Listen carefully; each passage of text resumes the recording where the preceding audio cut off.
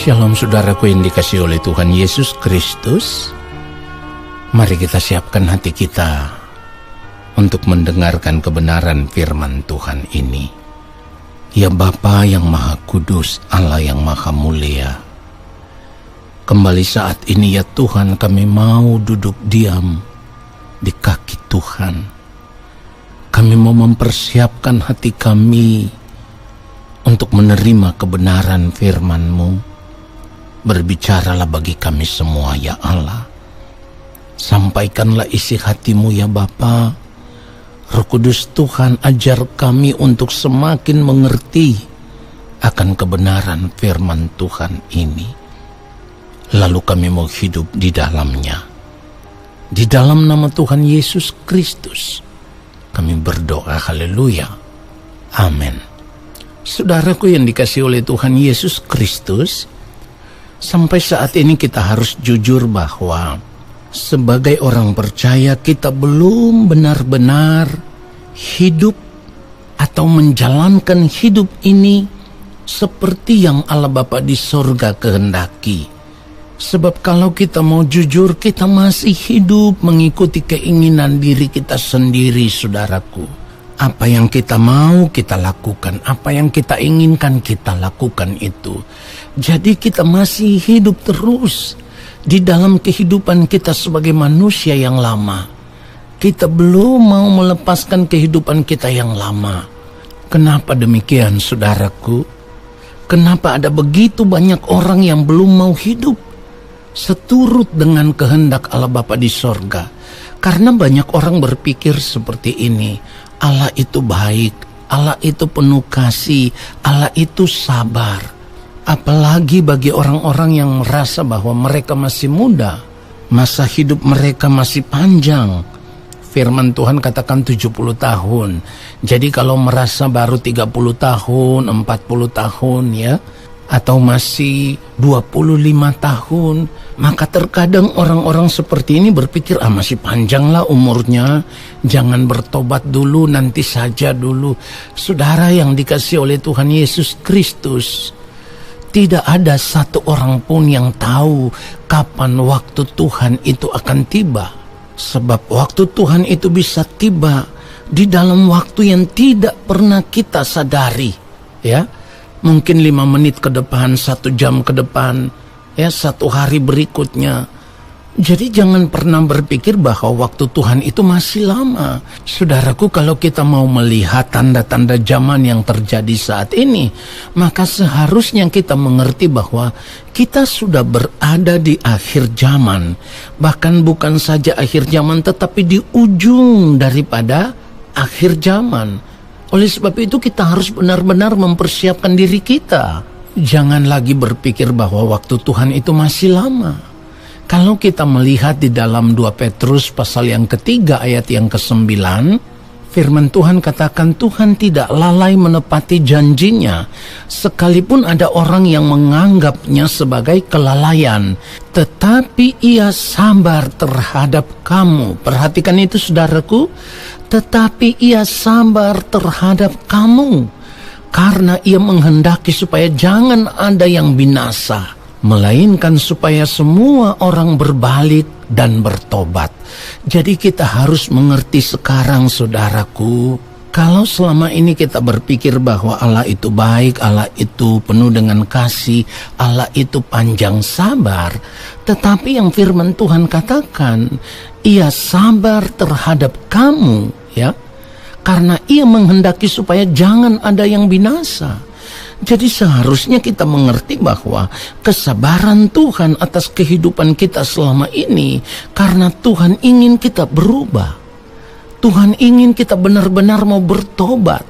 Tuhan ingin supaya kita mengambil keputusan tidak lagi hidup di dalam kehidupan kita yang lama, yang penuh dengan keinginan hawa nafsu diri, penuh dengan kedagingan, tetapi Tuhan mau supaya kita sungguh-sungguh bertobat, mengenakan manusia baru, hidup di dalam kehidupan yang baru.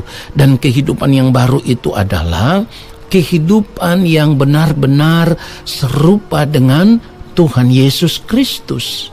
Kalau kita tidak bisa mencapai standar hidup seperti Kristus, maka di ujung kehidupan kita, di balik kematian nanti, saudaraku, hidup kita itu akan terbuang ke dalam kebinasaan kekal. Saudara suka atau tidak suka. Jadi saya mau katakan sekarang kepada kita semua, ayo lihatlah kesabaran Tuhan itu sebagai kesempatan bagi kita untuk bisa merubah diri. Kalau kita membaca Roma pasal 2 ayatnya yang keempat, maukah engkau menganggap sepi kekayaan kemurahannya, kesabarannya, dan kelapangan hatinya? Tidakkah engkau tahu bahwa maksud kemurahan Allah ialah menuntun engkau kepada pertobatan? Jadi Tuhan sabar selama ini bukan karena ia lalai menepati janjinya. Ingat baik saudaraku, sekalipun kita menganggap bahwa Tuhan itu panjang sabar, tetapi itu pasti ada ujungnya. Pasti ada ujungnya. Nah, persoalannya sekarang adalah di ujung dari kesabaran Tuhan itu kapan? Dan kita tidak pernah tahu. Dan itu bisa saja terjadi secara tiba-tiba. Kalau kita membaca di dalam 1 Tesalonika pasal yang kelima, mulai ayatnya yang kedua, karena kamu sendiri tahu benar-benar bahwa hari Tuhan datang seperti pencuri pada malam. Ayat 3, apabila mereka mengatakan semuanya damai dan aman, maka tiba-tiba mereka ditimpa oleh kebinasaan, seperti seorang perempuan yang hamil ditimpa oleh sakit bersalin. Mereka pasti tidak akan luput. Perhatikan itu saudaraku. Jadi kita tidak boleh lagi bermain-main dengan hidup ini. Kebenaran firman Tuhan ini, saudaraku, sama persis dengan apa yang dikatakan di dalam 2 Petrus pasal yang ketiga. Kalau kita baca mulai ayat yang ke-10, tetapi hari Tuhan akan tiba seperti pencuri. Pada hari itu langit akan lenyap dengan gemuruh yang dahsyat, dan unsur-unsur dunia akan hangus dalam nyala api, dan bumi dan segala yang ada di atasnya akan hilang lenyap. Perhatikan ayat 11. Jadi jika segala sesuatu ini akan hancur secara demikian, betapa suci dan salehnya kamu harus hidup. Kalau dikatakan betapa suci dan salehnya kamu harus hidup, sekarang pertanyaannya, sudahkah kita hidup dalam kesucian? Sudahkah kita hidup saat ini dalam kesalehan? Sudahkah kita hidup saat ini dalam kebenaran Tuhan? Nah saudaraku, periksa diri kita masing-masing dan temukan itu. Kalau belum, bertobat sekarang juga, berubah sekarang juga sebelum terlambat. Waktu Tuhan datang tidak pernah ada yang tahu. Tadi saya singgung di atas, kita ada di ujung daripada akhir zaman. Tetapi kita tidak perlu menunggu sampai akhir zaman itu terjadi. Karena waktu Tuhan itu bisa tiba kapan saja. Bisa beberapa menit ke depan, beberapa jam ke depan. Waktu Tuhan bisa tiba atas hidup kita secara pribadi, lepas pribadi. Persoalannya sekarang, kalau saat ini waktu Tuhan itu tiba atas kehidupan kita, apakah kita sudah siap menghadap Tuhan? Itulah kenapa firman Tuhan katakan, Tuhan sabar terhadap kita semua. Tuhan menghendaki supaya jangan ada yang binasa, saudaraku. Lalu kalau kita sudah tahu kebenaran ini, kita masih mau tetap tinggal hidup di dalam dosa. Ini kan cara hidup yang konyol, saudaraku. Kita tidak menghargai keselamatan yang Tuhan berikan kepada kita. Padahal firman Tuhan katakan, kerjakanlah keselamatanmu dengan takut dan gentar. Jadi kalau saudara tidak mau bertobat, saudara tidak mau berubah, itu artinya memang saudara sendiri tidak mau diselamatkan oleh Tuhan. Kalau saudara mau, ya bertobat saat ini, berubah saat ini, sebelum nanti menyesal. Jangan sampai Tuhan katakan bahwa aku tidak pernah mengenal engkau, baru saudara menyesal, sudah terlambat, tidak ada lagi kesempatan.